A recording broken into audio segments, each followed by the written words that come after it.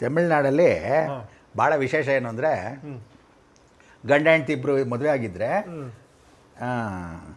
ಗಂಡ ಫೇಮಸ್ಸು ಹೆಂಡ್ತಿ ಫೇಮಸ್ಸು ಅಂತಲ್ಲ, ಯಾರು ಜೋರು ಅಂತ. ಅವ್ರು ಯಾರೇ ಮನೆಗೆ ಬರಲಿ ಚಿದಂಬರಮ್ಮ ಇಲ್ಲ ಮದುರಯ್ಯ ಅಂತಾರೆ. ಮದುರೈಯಲ್ಲಿ ಮೀನಾಕ್ಷಿ ಫೇಮಸ್ಸು, ಯಾಕೆಂದರೆ ಅವಳೇ ಜೋರು. ಅವಳು ಮಹಾರಾಣಿಯಾಗಿ ಮೆರೀತಾಳೆ, 3 ಸ್ತನ ರೂಪವಾಗಿರ್ತಾಳೆ, ಜಬರ್ದಸ್ತಾಗಿರ್ತಾಳೆ. ಯಾರೋ ಮೀನಾಕ್ಷಿ. ಚಿದಂಬರದಲ್ಲಿ ನಟರಾಜ ಫೇಮಸ್ಸು, ನಟರಾಜ ಜೋರು, ಪಾರ್ವತಿ ಅಡಗಿರಬೇಕು ಅಂತ. ಸೊ ಅವಳು ತಿಲ್ಲೈ ಕಾಳಿಯಮ್ಮ ಅಂತ ಕಾಳಿ. ಇವನಿಬ್ಬರು ನಾಟ್ಯ ಆಡ್ತಾರೆ. ಇಬ್ಬರು ನಾಟ್ಯ ಆಡಬೇಕಾದ್ರೆ ಎಲ್ಲ ರೀತಿಯ ಭಂಗಿಗಳು ಡ್ಯಾನ್ಸ್ ಆಡ್ಬಿಡ್ತಾನೆ ನಟರಾಜ. ಇವಳು ಎಲ್ಲ ರೀತಿ ಆಡ್ತಾಳೆ. ಆವಾಗ ಇವಳು ಸೋಲ್ತಾ ಇಲ್ವಲ್ಲ, ಏನು ಮಾಡೋಣ ಅಂತ ಕಿವಿ ಓಲೆ ಎತ್ತಿ ಕೆಳಗೆ ಹಾಕ್ಬಿಟ್ಟು ಕಾಲಲ್ಲಿ ಎತ್ತು ಹಾಕೊಂತಾನೆ. ಅವಳು ಎತ್ತು ಹಾಕ್ಬಿಟ್ಟು ಇನ್ನು ಕಾಲು ಎತ್ತಬೇಕು, ಹೆಣ್ಣು ಹೆಂಗೆ ಕಾಲಿಗೆ ಎತ್ತಕ್ಕಾಗತ್ತೆ ಅಂತ ತಲೆ ಬಾಗಿ ಕ್ಷಮಿಸು ಅಂತಾಳೆ. ಆಯಿತು ಅಂತ ಅವಳನ್ನ ದೂರ ಕಳಿಸ್ತಾನೆ.